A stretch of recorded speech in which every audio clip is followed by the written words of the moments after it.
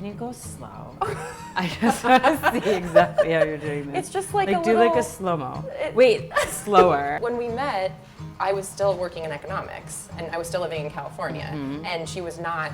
I was a typist in an office. You were living in New York, right? Living in New York, but my sister was living in LA. So it was just this like magical moment where I was in LA about to leave for New York, and Anita just happened to be out there, so she could tell me about New York. I was like, I can't believe my luck.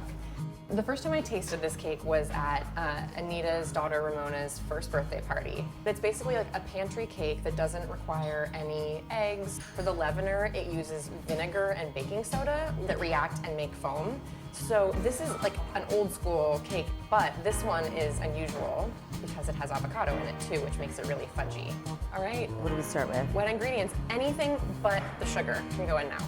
And all of it can go in. So you want to do vanilla and I'll do oil? Yeah.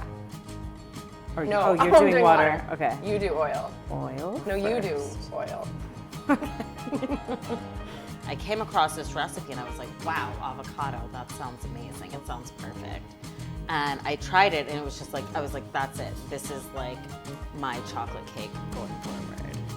But then you doubled the avocado. Yes, yeah. You have to kind of really like hit it with the avocado. So it's extra fudgy. Yes. When it looks like Kermit, Yes. proceed to adding the sugar. Yeah.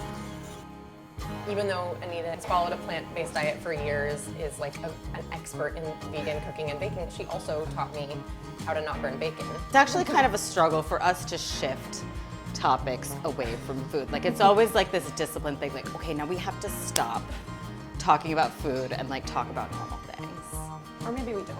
Stop. Or not. When I was a pastry chef, my favorite frosting was Swiss buttercream. And then when I became plant-based, that was no longer an option. So I just went to making vegan style. The basic frosting recipe is butter and powdered sugar, and then whatever you're gonna put in to flavor it. So this, you start with vegetable shortening. You just get it going so that there's no chunks, then it's smooth. And at that point, you stop the mixer and add powdered sugar. It's very important that you stop the mixer because otherwise you'll have a cloud of sugar everywhere and nothing in the bowl.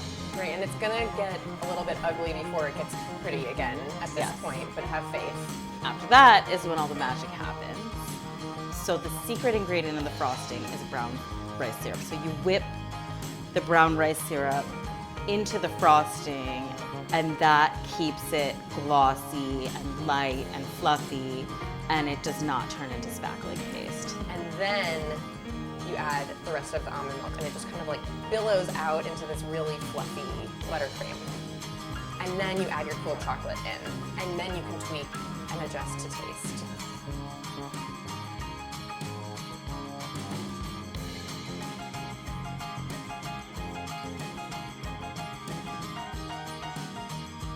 Is it like a figure eight? Kind of, yeah, it's like a partial figure eight.